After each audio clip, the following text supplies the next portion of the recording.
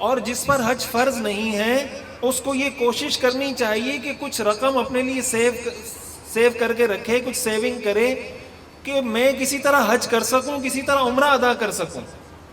ہم بعض دفعہ ایسا ہوتا ہے بہت سے پیسے ہم فضول خرچ کر رہے ہوتے ہیں۔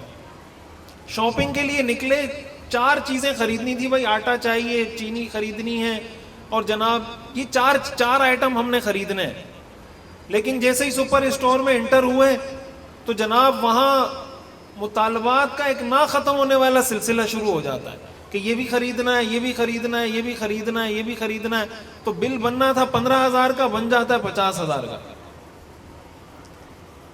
ہمارے حضرت مفتی رشید احمد صاحب رحمۃ اللہ علیہ فرمایا کرتے تھے کہ جب کوئی چیز خریدنے کے لیے جائیں تو بازار سے صرف وہ چیز خرید کر آئیں جس کے لیے آپ نکلے تھے۔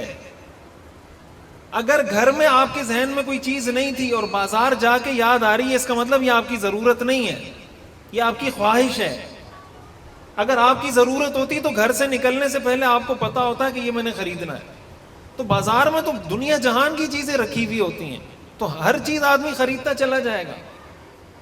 تو اگر 15,000 کی جگہ یا 20,000 کی جگہ آپ 50,000 کا بل بنا رہے ہیں، یہ 30,000 روپے اگر آپ اپنے پاس سیو کر لیتے کہ بھائی اس سے میں عمرہ کر لوں گا، اس سے میں حج کر لوں گا، اس سے میں کسی غریب کی مدد کر لوں گا، اس سے جناب میں کسی کو صدقہ دے دوں گا، کسی کے کام آ جاؤں گا، کسی کے گھر کا کرایہ دے دوں گا۔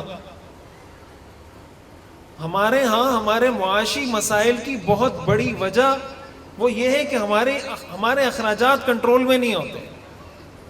حضرت مفتی رشید احمد صاحب رحمۃ اللہ علیہ فرمایا کرتے تھے کہ آمدن غیر اختیاری ہے لیکن خرچ کرنا اختیاری ہے۔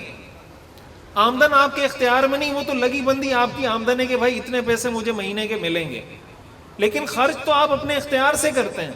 آپ کو پتا ہے کہ یہاں مجھے خرچ کرنا ہے، یہاں مجھے خرچ نہیں کرنا۔ اس چیز کی بچوں کو عادت ڈلوائیں، اس سے گھر میں دین کا ماحول بنے گا، ان کو لگے گا کہ حج بھی ایک عبادت ہے۔ اگر ان کو لگے کہ تفریح میں تو میرے ابا نے 1,00,000 روپے لگا دیے، 2,00,000 روپے لگا دیے تفریح پہ، لیکن کبھی ہمیں نہیں کہا کہ بیٹا 10 روپے اپنے لیے الگ کر کے رکھ لو، عمرہ کریں گے اس سے۔ کوئی آدمی 10 روپے جمع کر سکتا ہے 10 روپے ہی کر لے، 20 روپے کر سکتا ہے 20 روپے کر لے۔ اللہ کو اپنی طلب تو دکھائیں، اللہ کو اپنی طلب دکھائیں کہ یا اللہ میرے دل میں تڑپ ہے، میرے دل میں طلب ہے۔ زبان سے نعرے لگانا، زبان سے دعوے کرنا کہ جناب مجھے بڑا شوق ہے مدینے کی حاضری کا، مجھے بڑا شوق ہے مکے کی حاضری کا، مجھے بڑا شوق ہے کہ میں بیت اللہ کا طواف کروں، تو کوئی پوچھے کبھی 10 روپے الگ کر کے رکھیں طواف کے لیے؟ تو اپنے عمل سے ہم ثابت کریں۔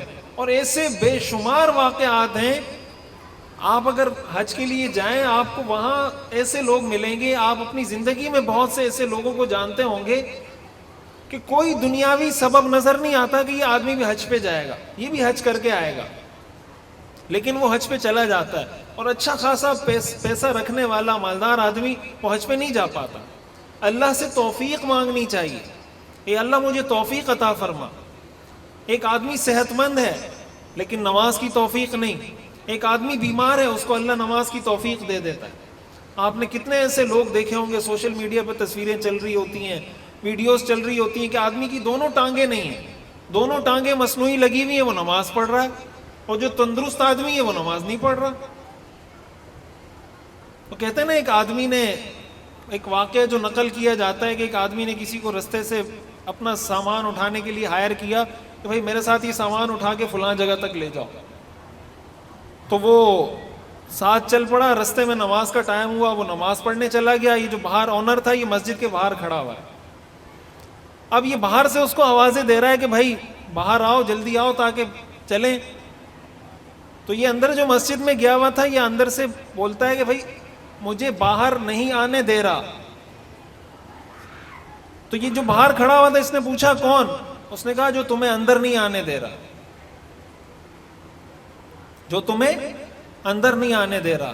علماء نے لکھا ہے کبھی کبھی کتا بھی غلطی سے مسجد میں داخل ہو جاتا ہے، تو اس آدمی کو اپنی قسمت پہ ماتم کرنا چاہیے کہ جو مسجد میں داخل نہیں ہوتا، جس کا جنازہ جاتا ہے مسجد میں، اس کو اپنی قسمت پہ ماتم کرنا چاہیے کہ کیا میں اس کتے سے بھی بدتر ہوں جو غلطی سے تو مسجد چلا گیا، اس بلی سے بھی بدتر ہوں جو غلطی سے تو مسجد میں چلی گئی۔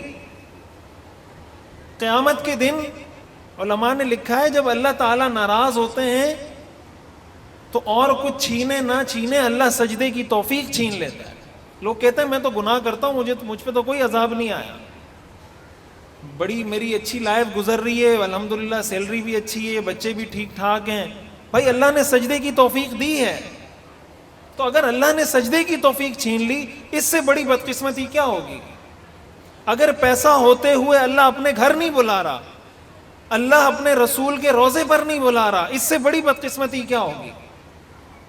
تو اللہ سے توفیق مانگنی چاہیے. انسان اپنے اختیار سے کچھ نہیں کر سکتا جب تک اللہ کی توفیق شامل حال نہ ہو.